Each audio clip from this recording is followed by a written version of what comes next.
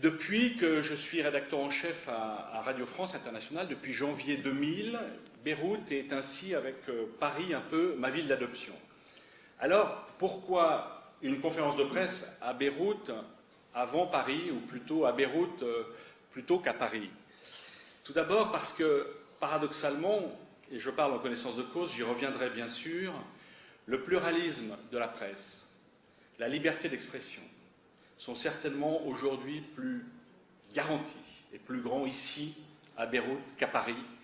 dès que l'on parle des Proches et Moyen-Orient, et principalement du conflit israélo-palestinien. Juste un exemple, et je m'en excuse pour les consoeurs et les confrères de l'agence France-Presse qui pourraient être ici aujourd'hui, mais la direction de l'AFP à Paris et la direction régionale de l'agence à Nicosie bloquent depuis 10 jours 4 dépêches, dont un communiqué commun des grands syndicats de journalistes qui dénoncent mon licenciement estival. Je ne demande pas à l'AFP, à l'agence France-Presse, de me soutenir, mais simplement de faire son travail d'agence de presse et de débloquer une information qui concerne le licenciement d'un rédacteur en chef de l'audiovisuel extérieur de la France et qui n'est pas une simple histoire personnelle. Je demande simplement à l'AFP de faire son travail. Par ailleurs, à Paris et en France, en ce moment, vous le savez, tout le monde est en vacances du 15 juillet au 1er septembre et rien ne se passe sauf les licenciements d'été qu'on veut cacher à l'opinion et aux rédactions. Donc, c'est ce qui s'est passé. Mon licenciement a été lancé le 16 juillet 2008 et confirmé de manière officielle le 12 août dernier. Alors, me direz-vous, me demanderez-vous, qu'est-ce que la direction de Radio France Internationale me reproche? Eh bien, elle m'accuse, et là, c'est assez, je dirais, kafkaïen et un peu incompréhensible, elle m'accuse de ne pas avoir averti tous les niveaux de ma hiérarchie des mois à l'avance, et que j'avais obtenu une interview du président syrien Bachar al-Assad avant sa venue à Paris le 12 juillet dernier. Comme mes autres confrères qui ont pu aussi interviewer le président syrien, Damas m'a informé que je pourrais réaliser cette interview à la fois pour RFI et pour TV5 Monde, les deux filiales de la même entité, de la même holding audiovisuel extérieur de la France, seulement le 3 juillet, date à laquelle j'ai pourtant aussitôt averti ma direction, qui m'a donc autorisé à partir pour Damas afin de réaliser cette interview. Autant dire que le dossier est vide, absolument vide, est un montage monté de toutes pièces, fabriqué notamment à partir de 2 faux témoignages, celui de l'actuelle correspondante de RFI à Beyrouth aujourd'hui et celui de l'ancien directeur de l'information de TV5 Monde. Et je veux ici souligner un fait, car je sais que la question est sensible, et c'est là où la liberté d'expression prend toute sa dimension. Il ne s'agit pas de l'interview de Bachar al-Assad en particulier, et c'est bien là que le mal est pernicieux. Il en aurait été de même pour l'interview de Saad Hariri ou de Hassan Nasrallah, de Samir Jaja ou de Michel Aoun, de Sni Moubarak, de Mahmoud Abbas ou de Khaled Meshal. Ce mal n'est pas en soi la réalisation d'une quelconque interview, en fait, qui est ici en cause, mais c'est le choix des patrons de presse qui veulent imposer aux journalistes, et je dirais des lignes, qui veulent imposer un journalisme aux ordres, des intervieweurs formatés, répondant aux seuls ordres du lobby sioniste, appelons les choses par leur nom. Un journaliste qui reconnaît aujourd'hui aux Arabes, quels qu'ils soient, et quelle que soit leur sensibilité politique, les mêmes droits qu'aux Israéliens et qu'aux Occidentaux, n'a plus droit de citer en France, et certainement n'a pas le droit non plus d'interviewer un responsable politique arabe, qui soit-il. Et c'est ça le problème aujourd'hui de la liberté de la presse en France, dès qu'il est question du monde arabe, de la question israélo-palestinienne et du Proche et Moyen-Orient plus largement. Donc derrière la vitrine d'une presse libre qui fait des leçons quotidiennes, qui donne des leçons quotidiennes au monde entier, eh bien on assiste en fait à la mise en œuvre d'une entreprise flagrante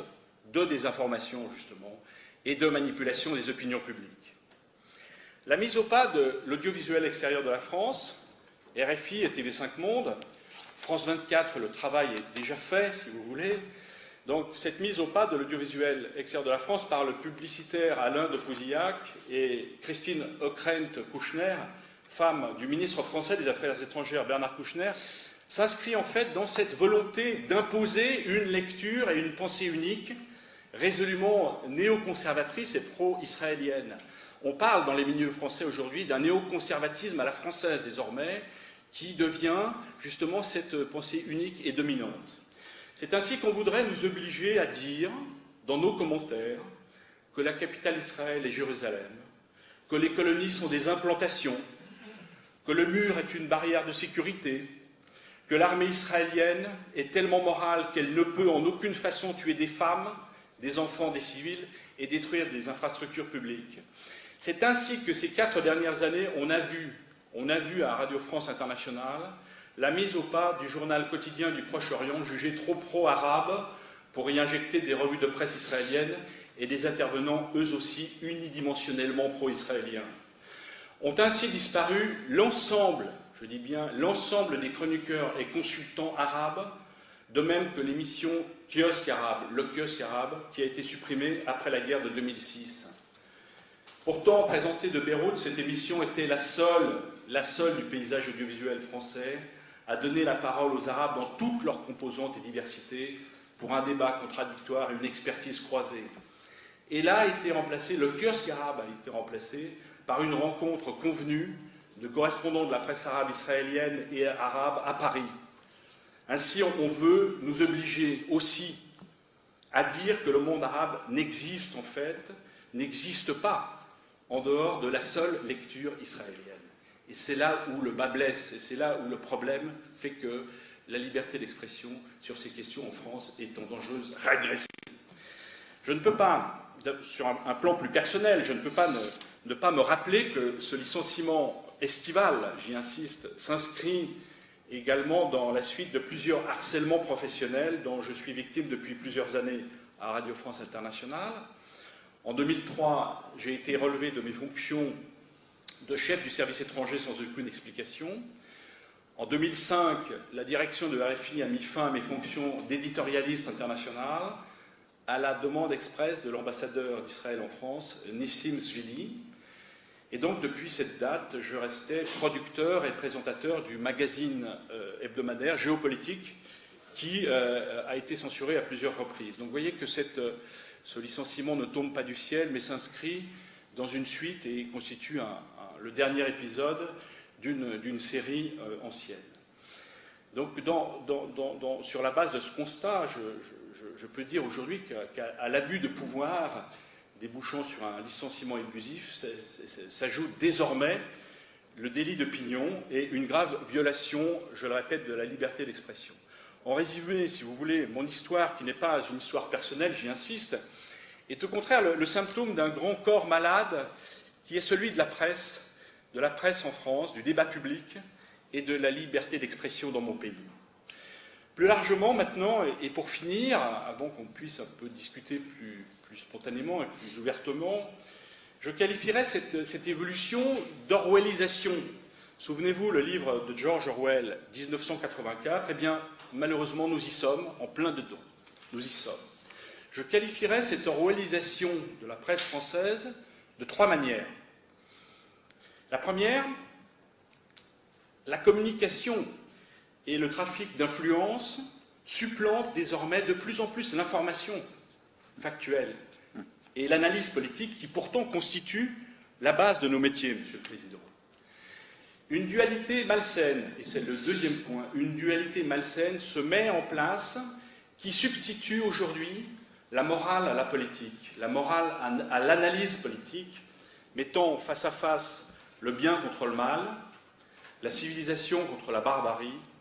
la démocratie contre le terrorisme, pour reprendre la doxa dualiste stricte connue des conseillers de l'administration Bush et qui ont produit les tragédies qu'on connaît, qu'on a connues en Palestine, qu'on connaît encore en Palestine, en Irak, en Afghanistan et ailleurs. Enfin, troisième manifestation de cette orwellisation de la presse française, c'est que cette dualité dont je viens de parler entraîne une véritable régression, une régression unidimensionnelle, pour reprendre l'expression du philosophe allemand Herbert Marcuse, une unidimensionnalité dangereuse qui débouche fatalement sur la radicalisation des positions, le durcissement, la reconstitution de polarisation confessionnelle et communautaire, une radicalisation qui à terme,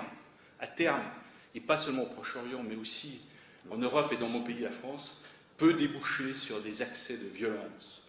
Et c'est pour ça que, vous le voyez, je suis devant vous aujourd'hui, je me présente devant vous, devant la presse du Liban, Monsieur le Président, non pas dans la résignation, mais comme un homme en colère, comme un journaliste en colère, parce qu'aujourd'hui, en France, on qualifie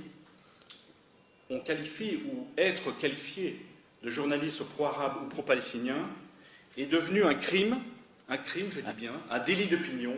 qui va justifier toutes les mises à mort professionnelles. Et je suis en colère aussi parce que dans cette évolution, cette orwellisation dont je parlais un instant, je ne reconnais pas la France, mon pays que j'aime, je ne reconnais pas ce pays qui, pour moi, au contraire, s'inscrit dans la mémoire de Robespierre et Camille Desmoulins de la Révolution française, dans la filiation de la mémoire de Jean Moulin du Conseil national de la Résistance, dans la mémoire enfin du général de Gaulle, c'est-à-dire de l'indépendance nationale et de la liberté. Voilà, j'ai été trop long et je m'en excuse, vous m'en excuserez, je l'espère. Merci de votre attention et merci encore au syndicat de la presse du Liban et à son président Mohamed Balbaki qui ont permis ce rendez-vous de pluralisme et de liberté. Merci encore et je suis bien sûr à votre disposition pour toute question et prolongement à discussion éventuelle.